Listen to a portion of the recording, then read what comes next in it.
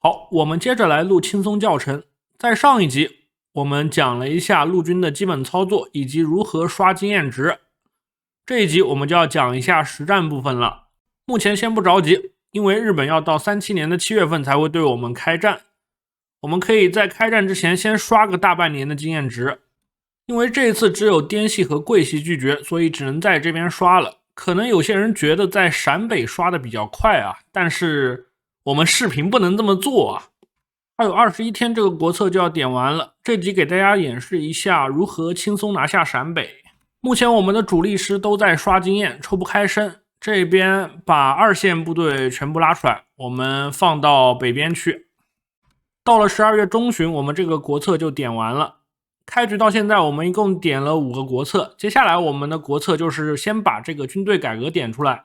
之后可以去拿一下这个科研槽，然后再去拿一下法国给的这个3个军工。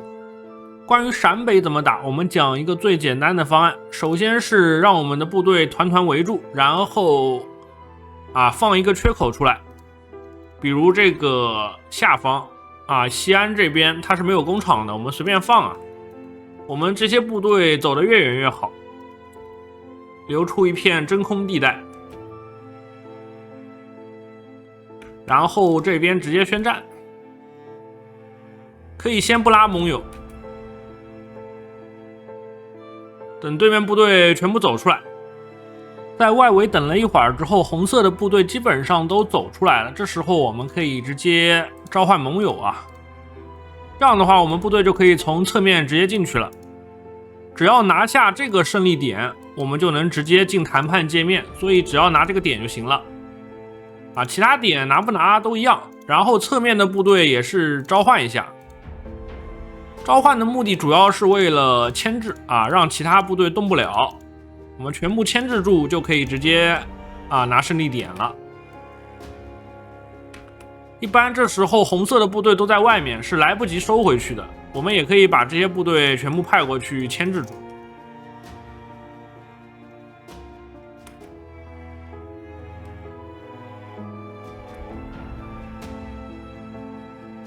如果胜利点这边有部队那也不用急，我们先把其他地踩了，他会去把这些地夺回来，这样的话照样是能拿下的。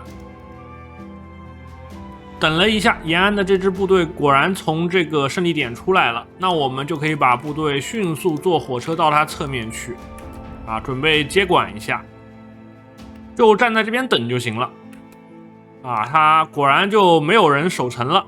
这时候直接偷家。总是有人担心中间这块来不及打，其实很快就能解决我们用的时间都不到1个月，这个时间是完全足够的。我们部队把这个点踩下之后，立刻就进了谈判界面了，直接全吃。因为目前这个谈判界面比较简陋，我们就不讲细节了，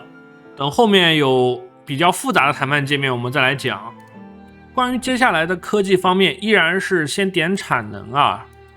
如果我们想用这个空降的方式打下日本的话，可以再过个半年点一下这个伞兵。现在先不着急，因为我们造运输机也是要时间的。在37年的1月份，我们的工厂总数就已经达到50了，现在可以2条线修军工了，依然是修在基建高的地区。多出来的工厂依然是生产火炮。虽然看似我们现在欠了5万条枪，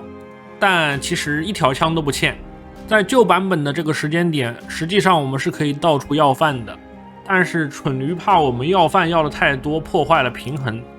现在加了限制，我们是1条枪都要不到了。接下来都只是刷经验的垃圾时间，我们就直接跳过了。理论上我们在开战之前是能凑齐2次军改的经验的。目前我们的孙立人将军已经刷出了步兵指挥官，我们想给元帅也来一个指挥官的话，可以直接把元帅也换过来刷一刷。很快到了4月底，我们已经刷了快200经验了，感觉时间差不多了，我们直接佯攻变进攻强行拿下桂林和昆明这2个点就能把这2家都打投降了。这边滇系和桂系肯定也是全吃。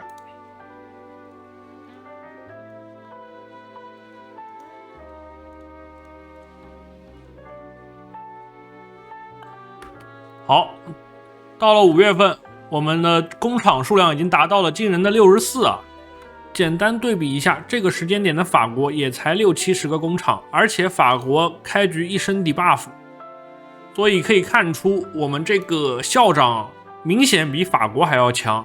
我们有法国这样雄厚的工业实力，打一下小日子还是非常轻松的。这么多军工造火炮，导致我们的钢都不够用了，再买一点。等到军队改革这个国策完成，我们就可以开始点我们的决议了。先消耗100点陆军经验，这个决议要走90天，也就是3个月之后，我们部队就能增强一次。剩余的陆军经验没什么用，我们可以在军官团里面选择政治忠诚，它能给我们加对应的稳定度。因为我们现在党派的支持度是满的，所以是能全吃的。直接多10%稳定，稳定度越高，我们的工厂产出越多，所以尽量拉稳定度。多出来的这150政治点，我们也可以先安排一个稳定度的政治顾问。当然，也可以留着给我们安排这个步兵部队大师。不过我们的部队质量实在太高了，有没有这个大师也影响不大了。这边先把稳定度拉上去。从屏幕上方的红色图标可以看出，我们马上就要被日本打了。一般这个时间点在游戏中是37年的7月14号。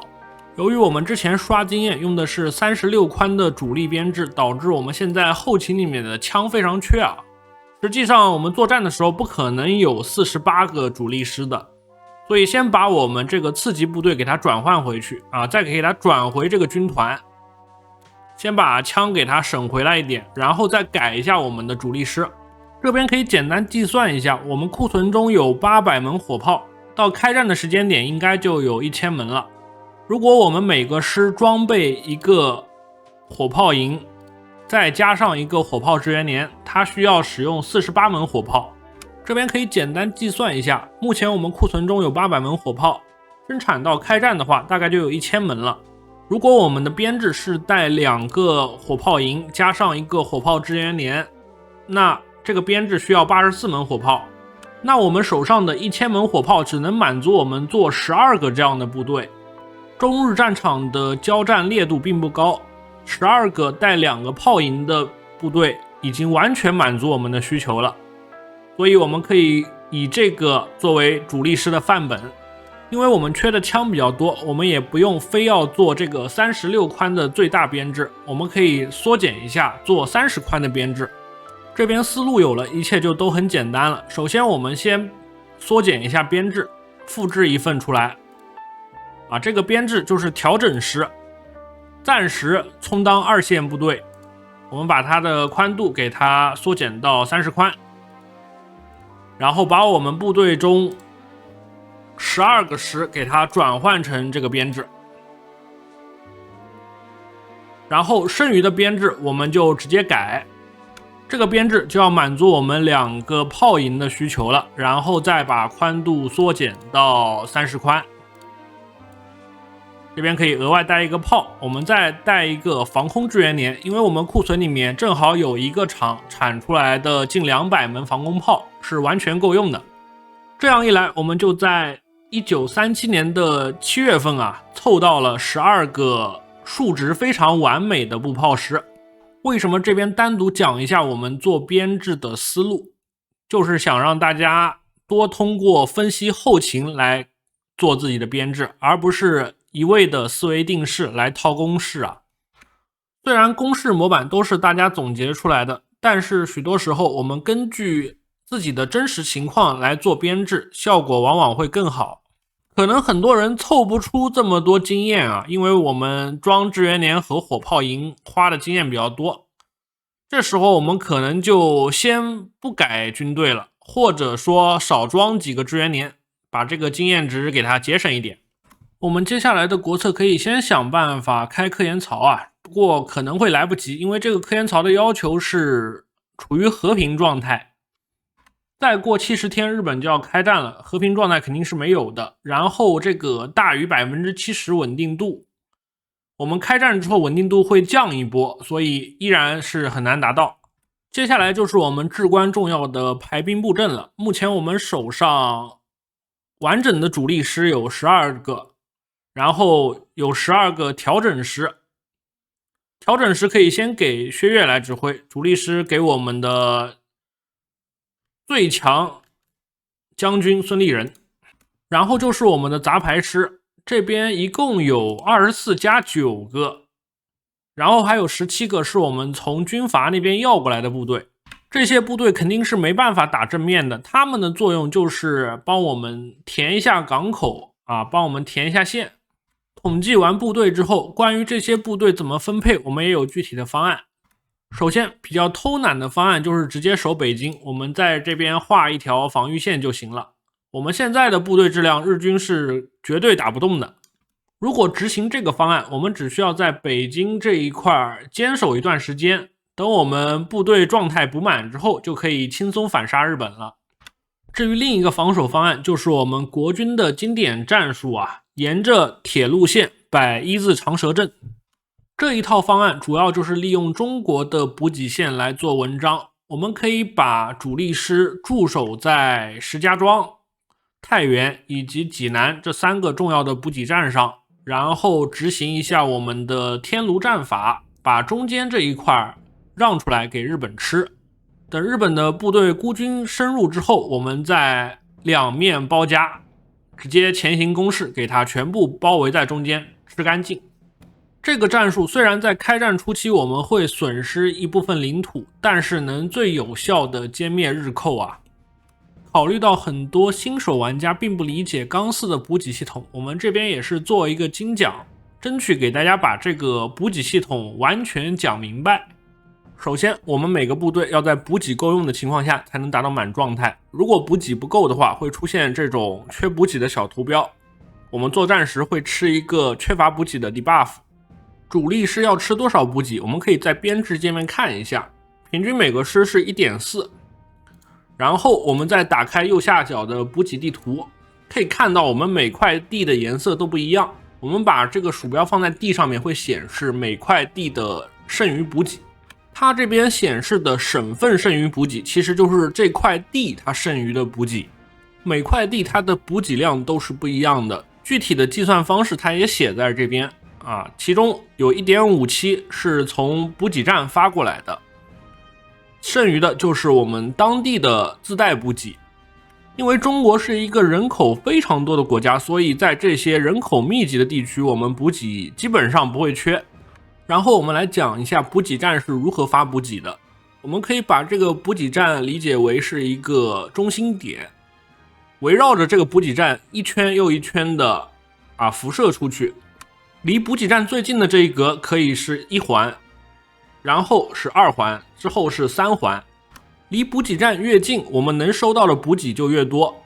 1环我们有 7.83 的补给，到了3环我们就只有 4.94 的补给了。如果我们想要扩大这个省份的剩余补给，方法有很多，其中最简单的方法就是我们更改它的摩托化水平。摩托化水平越高，我们这个周围的省份补给就越高。在下面介绍的字里面也能看到要增加一个补给中心的供应范围和效率，可以考虑升级铁路，或者改变中心的摩托化水平，亦或升级基础设施水平。也就是说，我们除了提升这个摩托化水平，我们还可以通过升级铁路和基础设施来提高。关于基础设施，在建设界面能看到，河南是3级基建，江苏是2级基建。然后我们看一下补给，右边这一格基础设施提供了 0.6， 左边这一格基础设施提供了 0.9， 这个区别就出来了。不过综合来看，提升基础设施给的补给并不多，所以我们一般不用这个基础设施来提补给。另一个增加地区补给的方法就是升级铁路了。我们的补给是从补给首都发出来的，如果我们能把这个补给首都和下一个补给站中间的铁路给它升级的话，那下一个补给站能收到的补给就更多。目前我们在这个江苏的补给中心就能看到有一个铁路运输瓶颈，南京到江苏我们铁路只有1级，所以只能运15的补给过来。这个铁路它就相当于是水管一样，如果我们第一节铁路就特别细的话，会导致我们后面就算铁路它变粗了，我们能发出来的货物还是受制于第一节铁路。把鼠标放在后续的补给站都能看到啊，这个铁路运输瓶颈就是南京到江苏这一段。所以我们想在根源上解决补给问题，最好的办法就是把我们首都到最前线补给站的每一条铁路都升到同一个等级。这边点一下它这个等级，它就会自动升级了，把这个拉到最上面。铁路问题理解之后，我们再来讲一下补给站的交叉补给。理论上离补给站越远的地，它的剩余补给是越低的，但是青岛和济南中间这块地，它的补给就比旁边的地高。这是因为它享受到了2个补给站的交叉辐射它是在2个圆圈的中间。我们可以按住 Ctrl 键来显示一下我们分别从2个补给站收到了多少补给。从这个信息可以得出，夹在补给站中间的地能享受到更多的补给。那我们也可以通过不停的修这个补给站来给我们地区增加补给。毕竟补给都是从补给站发出去的，我们缺补给直接再修个补给站，然后把铁路给它连上不就行了吗？这是一个最简单的方案，也是一个最蠢的方案。主要就是因为这个补给中心它的造价实在太贵了。在这个建设界面可以看到，如果我们修一个军用工厂，它的花费是7200，修一个民用工厂它的花费是10800，而一个补给中心它要花2万块。只能说修补给中心是一个性价比极低的方案。当初设计师也说了，为什么把补给中心设这么贵，就是想看玩家通过争夺补给中心来进攻，让这个补给中心有一点战略意义。大概理解补给系统之后，我们就可以开始布阵了。首先是我们最强的主力师，我们可以分为2部分，一部分放在石家庄，一部分放在济南。然后是我们的调整部队，这些部队要策应主力师进攻，可以全放在济南周围。再之后就是杂牌军了，这些杂牌军的作用就是把地块给它占住，那我们可以把它放在侧面不重要的地区。最后剩下来的这些杂牌部队，我们可以放去守港口，点这个区域防卫的指令，把沿海的地块全部点上有港口的地块都点上。然后我们在这边把其他的地点给它取消掉，只守一下海军基地就可以了。需要防守的海军基地大概就10个吧，我们这些部队是完全够用的。为了防止军阀的部队捣乱我们再把其他的部队一起要过来。关于下一个科技，如果我们这局决定散降日本的话，37年5月份已经可以开始研究伞兵了。当然研究卡车也是可以的，我们需要卡车来增加我们的补给。可惜的是我们并没有太多工厂去造卡车所以就先凑合着用了。如果决定这局玩海军的话，我们也可以不做伞兵，直接研究航母只不过我这系列视频没什么人看，所以我也懒得做这个校长海军教程了。如果这期视频看的人特别多的话，我会考虑一下。过了几天之后，我们部队基本上就全部就位了。这个布阵很简单就是2条一字长蛇阵，一条是沿着黄河展开，一条是沿着这个石家庄到太原的铁路展开。守港口的部队到了港口周边之后，我们就可以把这个命令给它取消了，防止其他部队上岸的时候它会乱跑。好，视频到这儿，本期讲的知识点也足够多了。下一集来给大家讲一下我们经典的天炉战法，也就是口袋阵是如何执行的。